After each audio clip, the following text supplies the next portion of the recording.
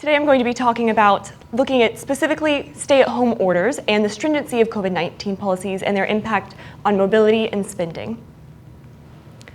We all were affected by the COVID-19 pandemic, and as you can see by these national charts, time people spent away from home and at workplaces decreased very sharply in the early months and is still not recovered. Additionally, for overall spending, that also took a sharp decrease, but we've since seen a recovery and are back to the predicted levels of what we should be at this time. However, this kind of led me to my question of, did states react differently? And in a way, did this vary with partisanship? So I wanted to look specifically at stay-at-home orders and the stringency of COVID-19 policies to look more at people's movement and their time spent in person at places or at home. And I chose the 4 states of Florida, New York, Texas, and California, as they are all the largest contributors to the US's GDP, strong economies on their own, and evenly split in partisanship to Democratic and Republican leaning.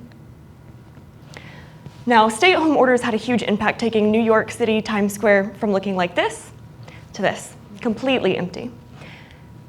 And so I started kind of looking into why this was. And in my research, specifically for spending and trends with that, I found some interesting disparities by income.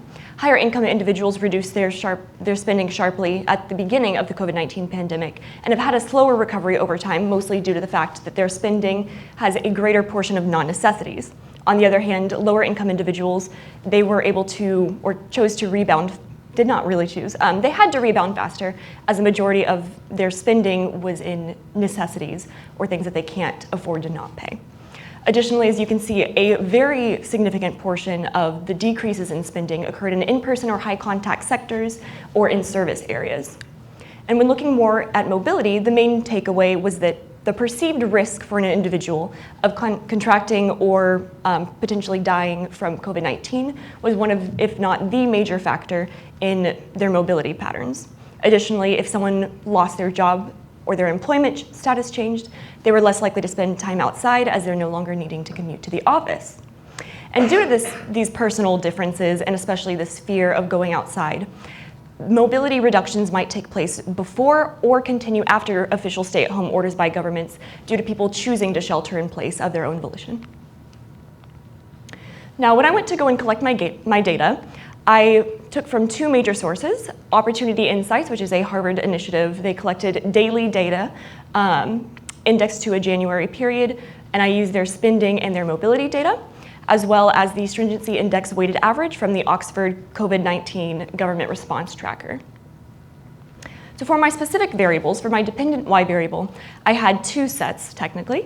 And for the first one, I did GPS Google mobility data disaggregated into 7 different categories. And for spending, I looked more specifically at overall spending and spending in in-person sectors. For my independent X variables, I created a set of dummy variables, which are essentially tags that say whether something is or is not true for pre-stay-at-home, during stay-at-home, and post-stay-at-home orders for all 4 states, personalized to each. And for the Stringency Index weighted average, what this is it's essentially a scale, on a scale of 1 to 100, how stringent COVID-19 policies are at the time. Now, for my methodology, I used a multivariate linear regression, and I used a series of 32. We won't be going over all of them. As you can see, I had a significant amount of observations, and my range is as posted. So getting right into the spending regressions.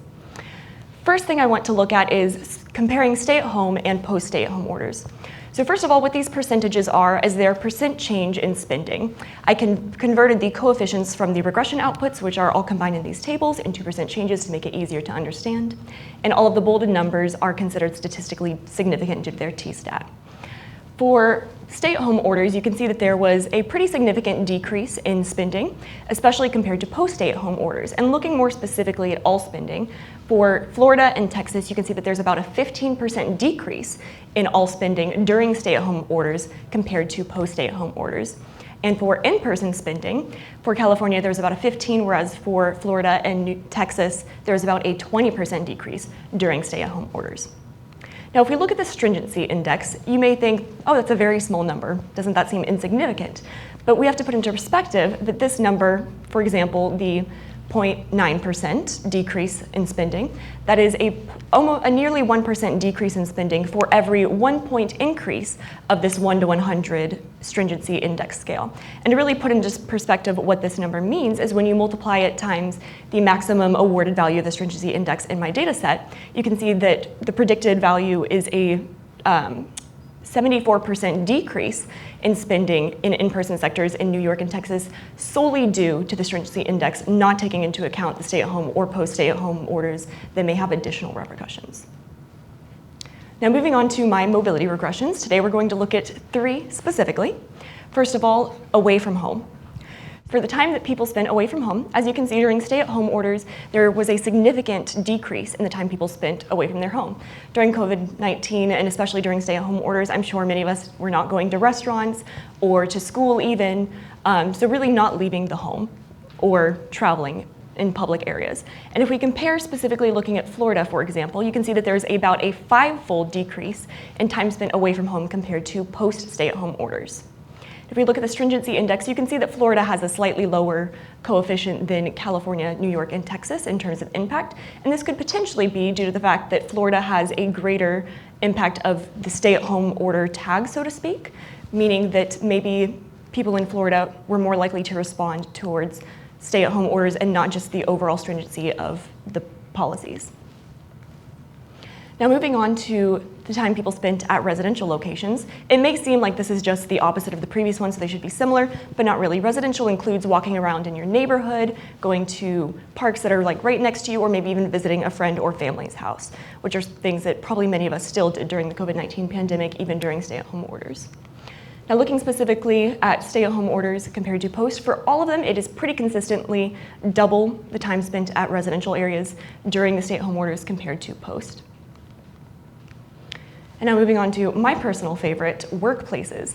Many of us, or at least we know many people who move to online work or whose jobs have completely changed the way that they are carried out during and post-pandemic. And we can really see the significance of this with the very large decreases in time spent at workplaces for all of the states. It's a very significant number. And when we look specifically at California and New York, we can see that this decrease remained very high, even post-stay-at-home orders. So there's only about a 1% increase in time spent at workplaces after stay-at-home orders were lifted. It's quite a bit. And for Florida and Texas, you can see that there was a greater disparity.